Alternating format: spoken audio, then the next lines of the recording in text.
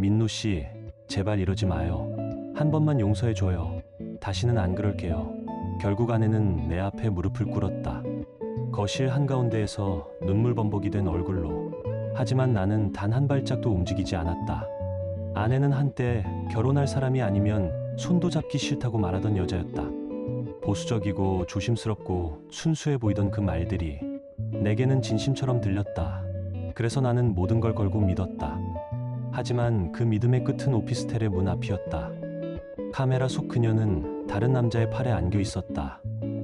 그날 내 안에 무언가가 부서졌다. 결말은 당신의 기대를 완전히 뒤흔들 수도 있습니다. 여러분의 생각은 감정에 있습니까? 댓글로 남겨주세요. 구독과 좋아요도 잊지 마세요. 방탐정의 더블 파일과 함께 더 크고 흥미로운 이야기를 속으로 떠나보세요.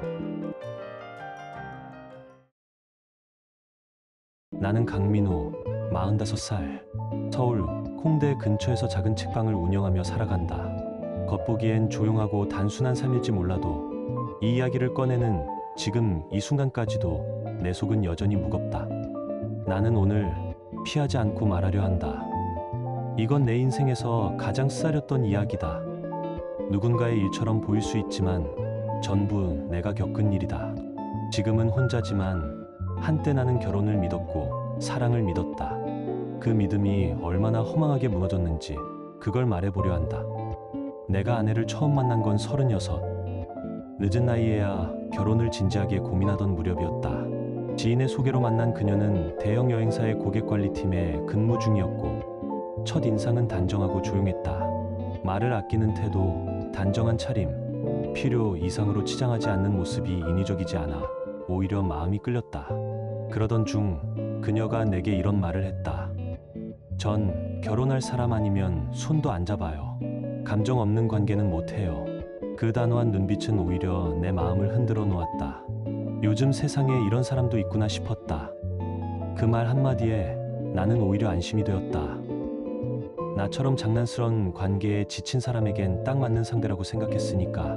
천천히 만났고 1년 후 우리는 결혼했다. 결혼 후의 삶은 평온했다. 그녀는 늘 정시에 출근했고 퇴근 후엔 피곤한 기색도 없이 집안일도 잘 챙겼다. 주말엔 같이 요리하고 영화를 보며 시간을 보냈다. 나 또한 출판사 일로 바쁘긴 했지만 함께 있는 시간을 놓치고 싶지 않아 최대한 일찍 귀가하려 했었다. 누가 봐도 평범하고 안정된 신혼이었다. 아니, 그땐 나도 그렇게 믿었다. 그녀는 과거에도 그랬듯 차분하고 조용했으며 불필요한 외출도 하지 않았다. 회식이 있어도 10시 전에 늘 집에 들어왔고 친구들 중 배우자 문제로 골치 아픈 이들이 많았지만 나는 그저 조용히 웃으며 속으로 자랑하곤 했다. 그 평온함이 얼마나 취약한 균형 위에 있었는지는 조금만 더 시간이 지나서야 알게 되었다. 결혼한 지 1년쯤 되었을 무렵이었다. 출판사에서 개최한 문학 토크 행사에서였다. 여러 작가들을 초청했고 북토크가 끝난 후 간단한 뒤풀이도 마련했다. 분위기는 좋았다. 술이 오가며 여기저기서 웃음이 터졌다. 그중 한 후배가 내게 다가와 말했다. 형님, 형수님 불리한 투어 다니시죠? 나는 고개를 끄덕였다. 후배는 의미심장한 미소를 지으며 한마디를 덧붙였다. 거기서 예전에 꽤 유명하셨던 것 같던데요. 나는 웃으며 되물었다. 유명? 뭐 때문에?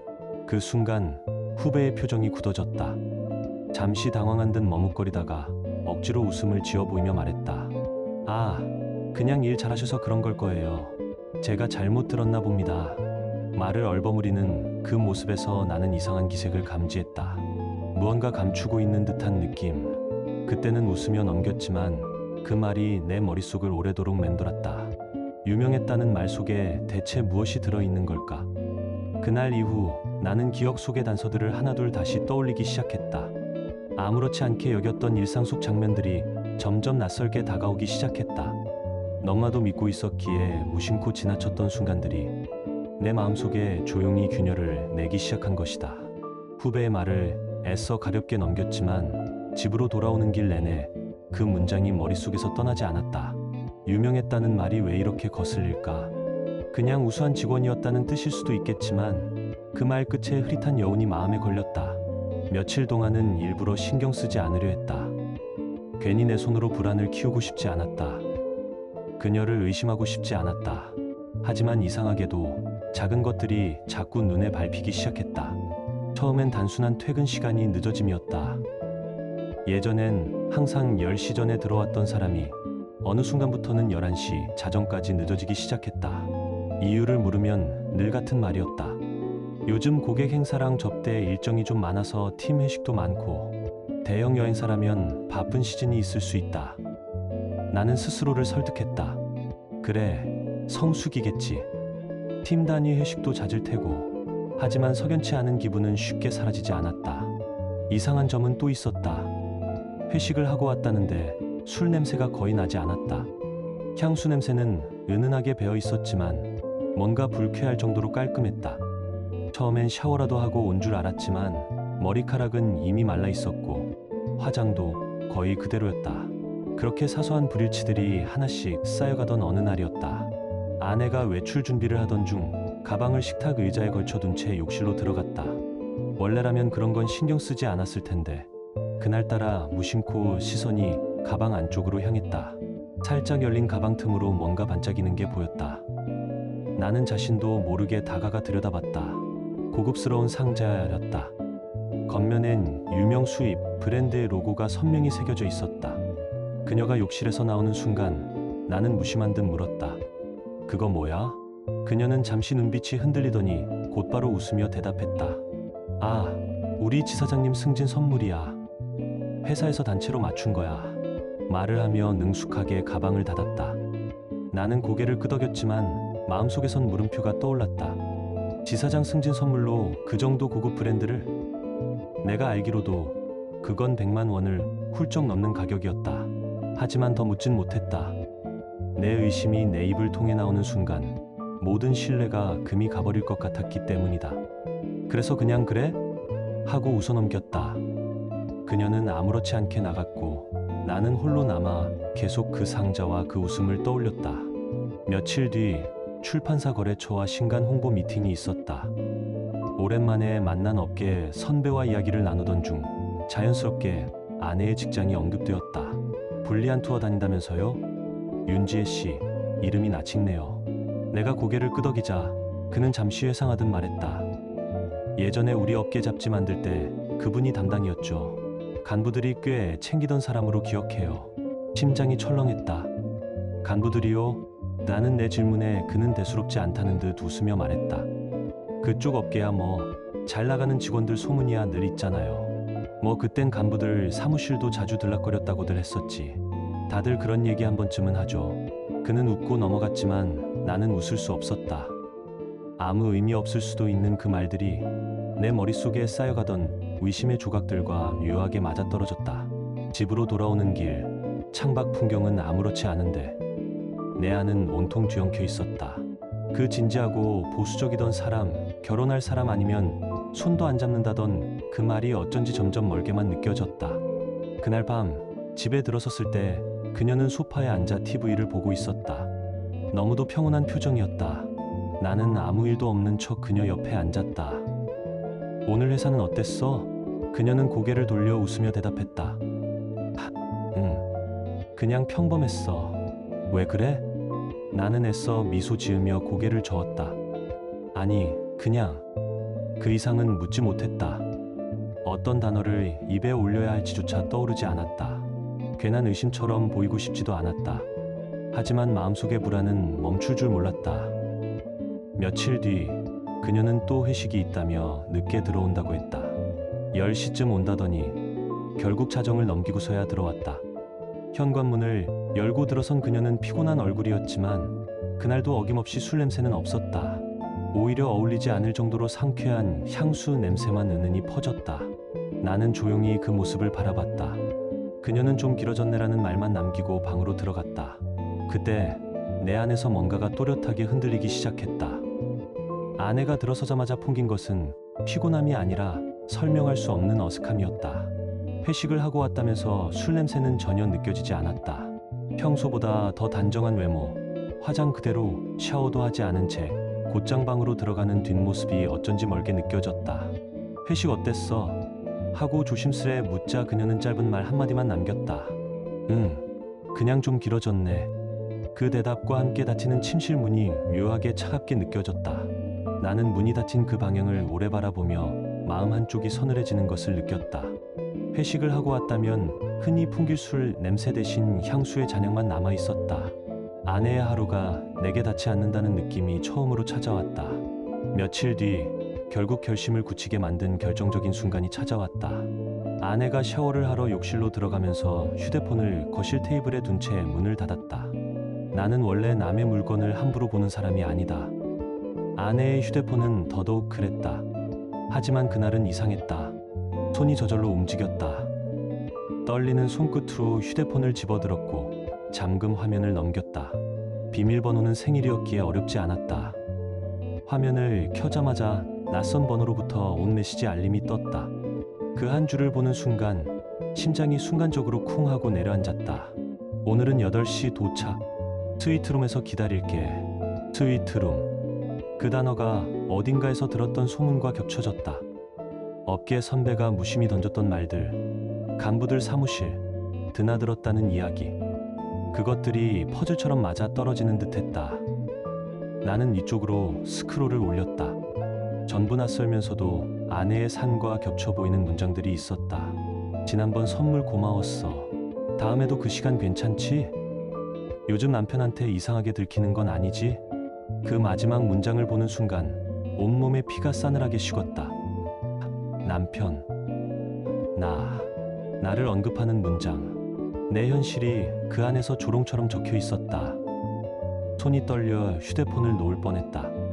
나는 조심스럽게 다시 테이블 위에 올려놓았고 욕실 안에서는 그녀가 아무 걱정 없이 흥얼거리는 소리가 들렸다.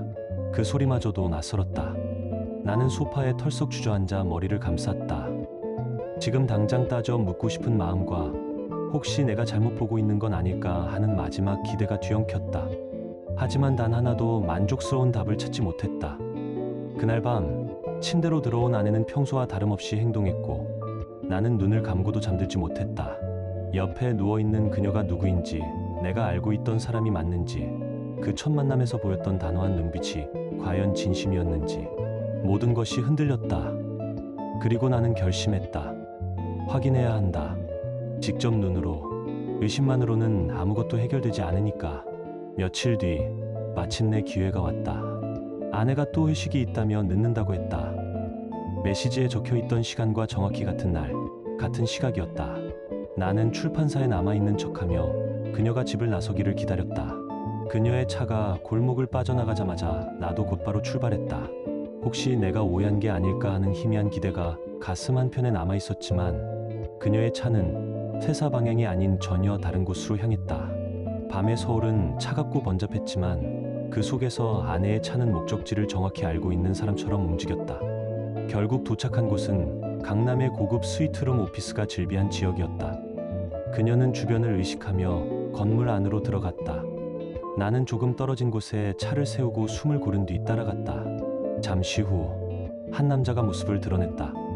깔끔한 정장 차림, 자신감 있는 걸음. 아내가 들어간 건물로 자연스럽게 걸어 들어갔다. 나는 멀찍이 서 그 장면을 바라보며 손에 힘이 들어갔다. 엘리베이터는 12층에서 멈췄고 나는 계단으로 올라갔다. 복도는 조용했지만 어느 문틈 사이에서 희미한 불빛이 새어나왔고 문 너머에서는 낮게 웃는 소리가 들려왔다. 그 웃음은 내 아내의 목소리였다. 내가 한 번도 들어본 적 없는 가벼움과 밝음이 섞여 있었다. 나는 그 자리에서 한동안 움직이지 못했다. 엘리베이터 문이 열리고 나는 조용히 12층 복도에 발을 디뎠다. 복도 끝에서 문이 반쯤 열려 있었고 그 안에서 여자 목소리와 남자 목소리가 섞여 들렸다. 그건 아내의 목소리였다. 하지만 내가 알던 그 차분하고 조용한 어조가 아니었다. 밝고 경쾌한 목소리. 낯설게 느껴질 정도로 들뜬 분위기였다. 오늘 좀 일찍 끝났네요. 그럼 오늘은 좀 천천히 즐기자고. 남자의 말에 아내가 웃었다. 그 웃음이 내 귀 속에 천천히 스며들었다. 독처럼. 손이 떨렸다. 나는 주머니에서 핸드폰을 꺼내 녹음 기능을 켰다. 그리고 문틈으로 조심스레 시선을 들이밀었다. 보이는 건 흐릿한 그림자와 웃음, 그리고 둘 사이의 거리였다. 주먹에 힘이 들어갔다. 당장 문을 박차고 들어가고 싶었다. 하지만 안 된다. 지금은 아니다. 증거가 필요하다. 완전한 증거. 나는 복도 끝으로 물러나 그 자리에 서 있었다. 1시간 정도 지났을까? 문이 열리는 소리가 났다. 먼저 아내가 나왔고 그 뒤를 남자가 따라 나왔다. 남자는 아내의 어깨에 손을 올리며 뭔가를 속삭였고 아내는 고개를 끄덕이며 웃었다. 그 순간을 나는 사진으로 남겼다. 둘은 엘리베이터를 타고 내려갔고 나는 계단을 이용해 몰래 뒤따랐다. 로비에서 두 사람은 짧게 포옹했다. 그리고 각자 다른 방향으로 흩어졌다. 아내는 자신의 차로, 남자는 건물 맞은편 주차장으로, 나는 남자의 차량 번호까지 또렷하게 기억해뒀다. 아내의 차량이 멀어져 가는 걸 바라보며 나는 생각했다. 지금쯤이면 회식 끝났다고 거짓말한 채 집으로 돌아가는 길이겠지. 나는 차 안에서 핸들 위에 손을 얹은 채 멍하니 앉아 있었다. 손이 떨렸다. 분노보다 앞선 감정은 허탈함이었다. 내가 믿었던 모든 것이 거짓이었다는 걸 그제야 확신할 수 있었다. 집으로 돌아가는 길, 나는 내내 머릿속으로 생각을 정리했다. 지금 당장 따져야 할까?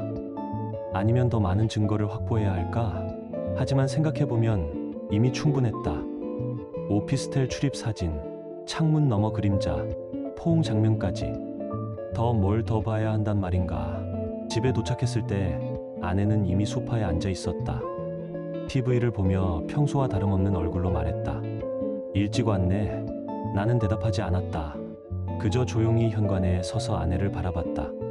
아내가 고개를 돌려 나를 봤다. 왜 그래? 무슨 일 있어?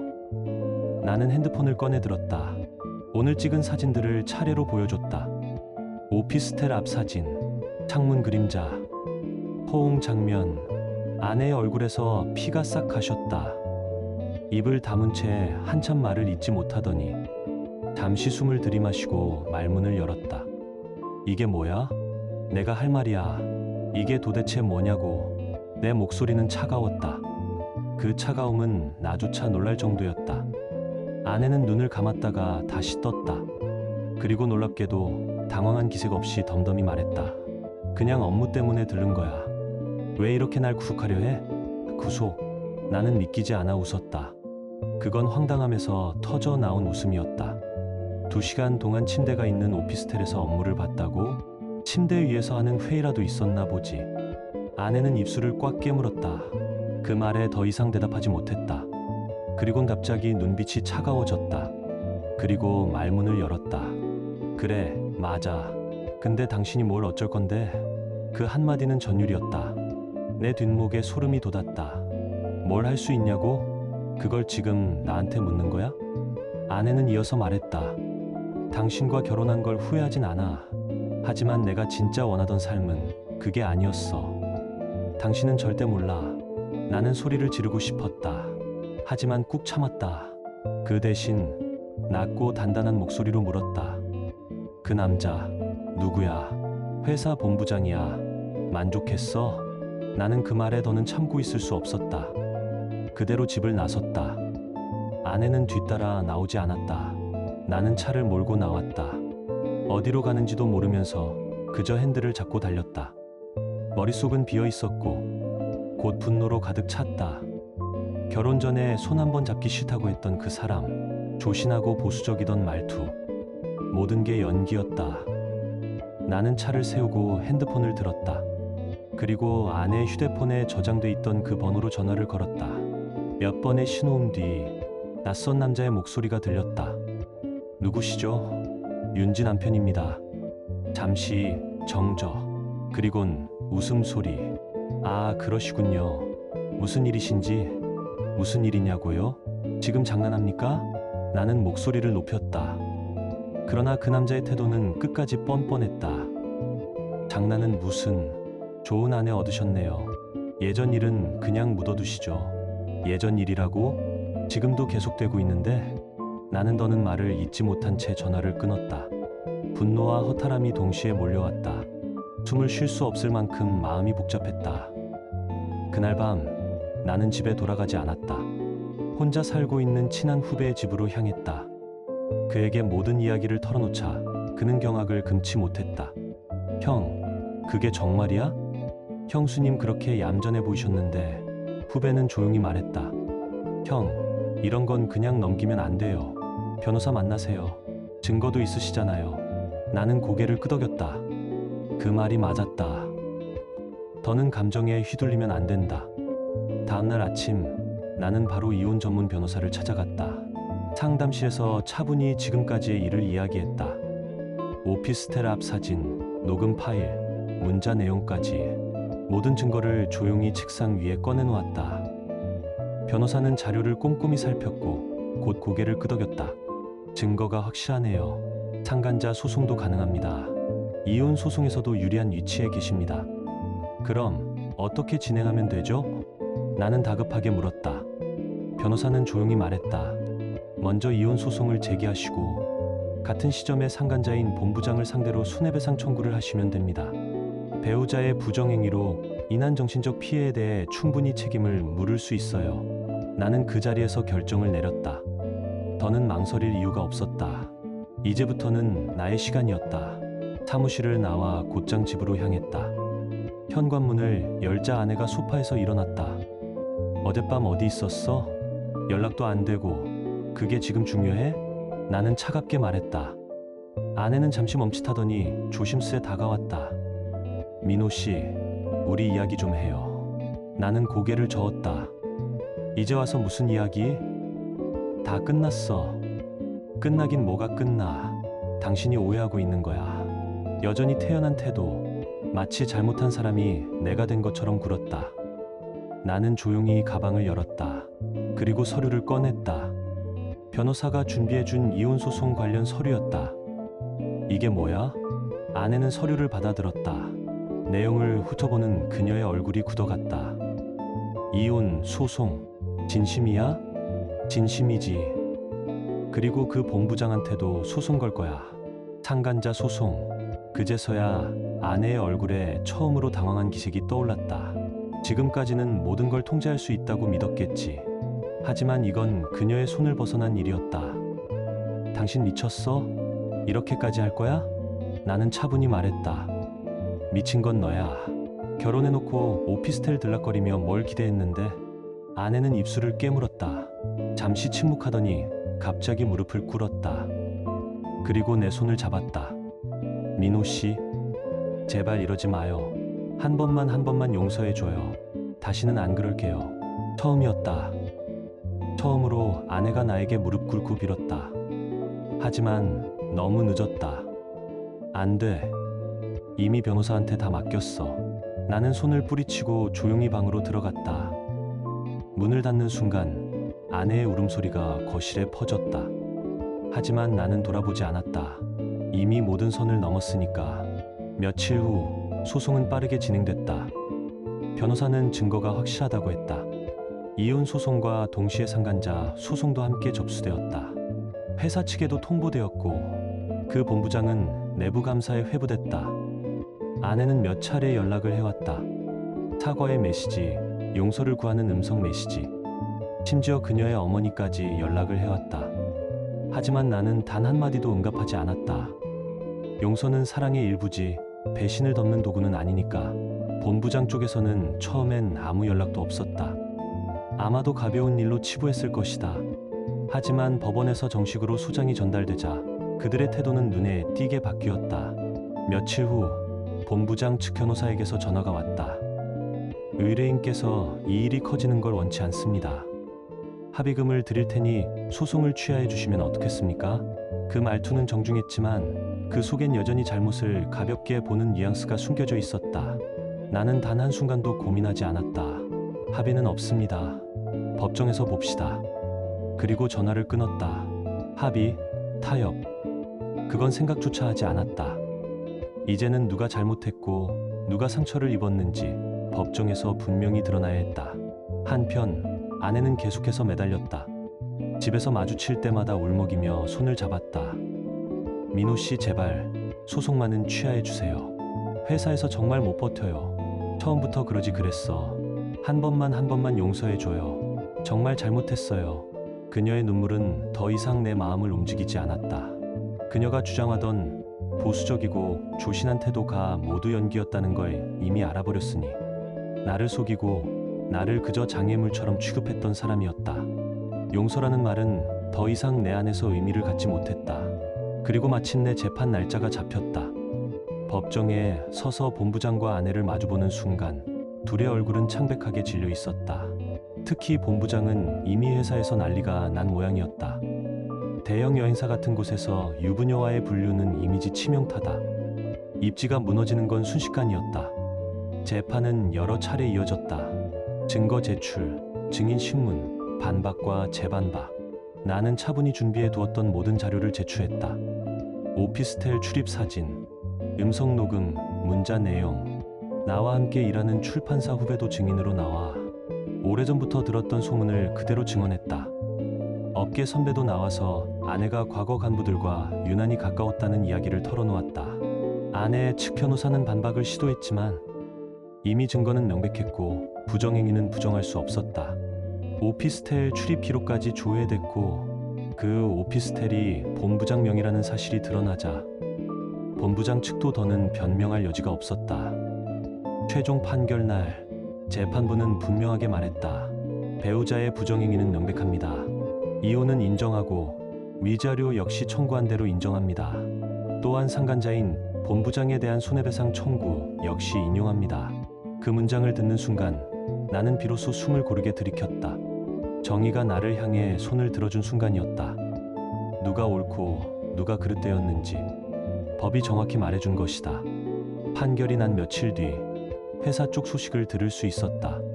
본부장은 내부 징계와 감사에 시달리다가 결국 스스로 사직서를 냈다고 했다. 거액의 배상까지 물게 되었으니 경제적으로도 크게 흔들렸을 것이다. 아내의 상황은 더 참혹했다. 재산 분할에서도 불리한 위치였고 신혼집은 4명이었으며 결혼 전 내 자산이 더 많았기에 그녀가 가져갈 몫은 거의 없었다. 게다가 위자료까지 부담해야 했으니 결국 아내는 거의 빈손으로 집을 떠날 수밖에 없었다. 짐을 싸던 마지막 날 아내는 눈이 심하게 부어 있었다. 내가 현관에 서자 그녀는 나를 바라보다가 다시 무릎을 꿇으려 했다. 민호 씨, 정말 마지막이에요. 한 번만 용서해줘요. 나는 고개를 저었다. 이미 끝난 일이라고 했잖아. 판결도 났고 너는 처음부터 진실을 말하지 않았어. 아내는 입술을 떨었고 나는 더 이상 아무 말도 하지 않았다. 그녀가 마지막 박스를 들고 나가는 모습을 나는 그저 조용히 지켜볼 뿐이었다. 당신한테 정말 마음이 있었어요. 아내는 울먹이며 마지막 말을 꺼냈다. 하지만 나는 천천히 고개를 저었다. 그게 중요한 게 아니야. 결혼했으면 지켜야 할 선이 있는 거잖아.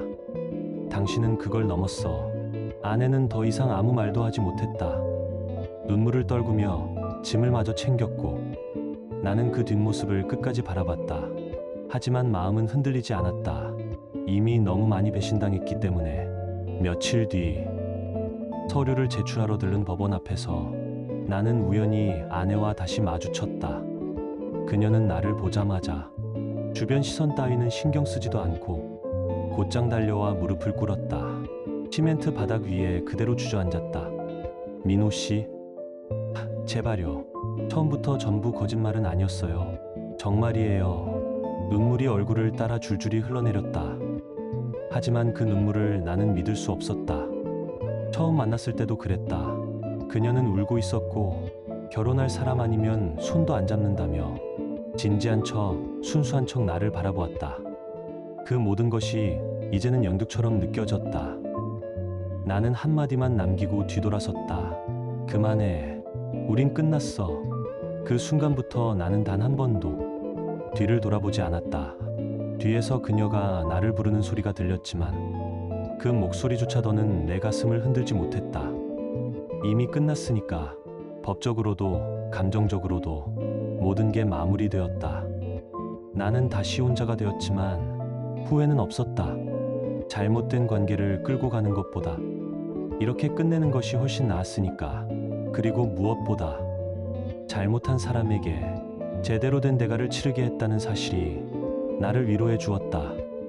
아내는 빈손으로 떠났고 본부장은 직장과 명예, 재산까지 잃었다. 그건 너무도 당연한 결과였다. 나는 이제 새로운 삶을 살아갈 것이다. 더 이상 누구든 쉽게 믿지 않을 것이다. 겉모습에 속지도 않을 것이다. 이번 일을 통해 나는 배웠다. 사람은 겉과 속이 다를 수 있다는 것. 그리고 진짜 배신은 가장 가까운 사람에게서 온다는 것. 지금 당신의 마음은 어떤가요? 이야기를 읽으며 떠오른 감정이나 생각이 있다면 댓글로 나눠주세요. 당신의 진심 어린 한마디가 누군가에겐 큰 위로가 될 수 있습니다. 이 짧은 이야기 속에 작은 온기나 잊고 지낸 감정 하나라도 담겨 있었다면 그것만으로 이 이야기는 충분히 의미 있는 시간이었을 거예요. 좋아요와 구독 그리고 공유는 이런 따뜻한 이야기가 더 많은 사람의 하루에 조용히 스며들 수 있는 힘이 됩니다. 함께 해주셔서 고맙습니다. 당신의 하루에도 조용한 평안과 따뜻한 사람이 함께하길 진심으로 바랍니다.